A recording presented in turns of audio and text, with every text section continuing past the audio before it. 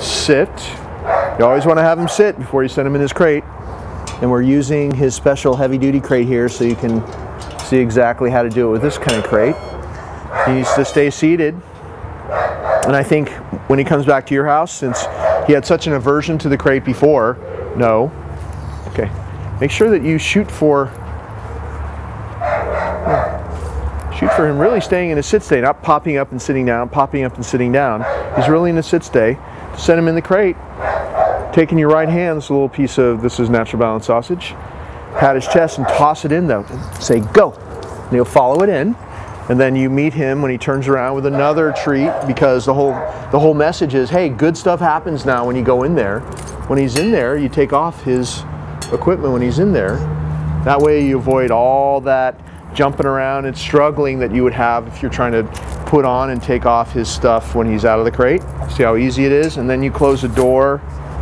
One more little reward there.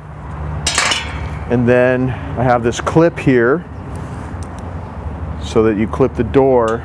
You've got a crate almost identical to this, but yours is up there, your clip, which is probably better. But you still want to clip it just in case so he can't pop it up, because he'll reach out and do stuff, grab stuff and pop things up. So he's very smart. He'd figure out how to pop that up and get out probably. But you see here that we're putting on the prong collar as well as the choke chain. Choke chain is just for safety. It's not for training. It's only hanging loose, and it just comes into play if the prong collar ever comes off. Therefore, you are clipping up the leash and the prong collar at the same time to his neck. If the prong collar ever comes off, then the choke chain would come into play and you wouldn't lose him. He couldn't run away. And it may happen to you every once in a while where you maybe put the prong collar on not quite the right weight or something, but we always do that and nothing bad can ever happen, see? So that comes off, and then, so that's his neck, prong collar takes over and you don't lose the dog. So that's why we use the choke chain takes over, and that's why we use this, just to make sure that nothing bad ever happens. So you want to put the choke chain on as well. And when he's in the crate, we always take the stuff off.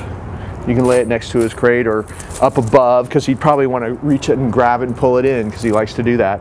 Make sure you give him a lot of bones and chewies in his crate. Everything good happens only in his crate, since this is a dog that destroyed crates before, and that's why he has to be in this crate for a while to have him get used to it. He still has a certain amount of severe anxiety. He may bark sometimes. He still has some drooling where he gets such anxiety, even though it's greatly lessening now. He still could drool and the bottom of the crate gets wet, so when you take him out, you wipe it down with a towel. Just in 21 days, it's 100% better than it was, and it's mostly because of all the other things that we've done, all the other training that you see on the video, that makes him calm down so that he can handle this more. And so in the coming months, he should get better and better and better, and it will fade away if you continue all these things that we show you on the video. And then once he's calm in the crate, then you can transition him back to a regular crate. And we've done this multiple times before, so it does work well that way.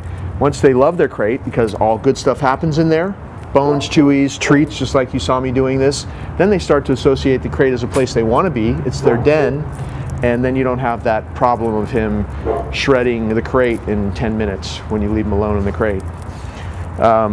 So to take him out of the crate, I always hook him up to his equipment before I bring him out as well. And what I do is I put the choke chain on first. If I'm going to walk him out in public especially, you want to always have this choke chain on. Make sure that he stays in there. So the first thing you do is you get a reward when you give him a reward when he waits like that. And then you can stick your hand through the choke chain and just, when he's taking that little tidbit there, just draw it over his head like that. And then you want to make sure that this, and then if he's waiting like this, being so good, keep rewarding him. Good. And make sure you put your hand into the crate like that so he doesn't have his head sticking out. You want him to keep his whole body in there, including his head, so he's not hanging out of the crate. Good boy. Very good. You don't want him bursting out and knocking you over.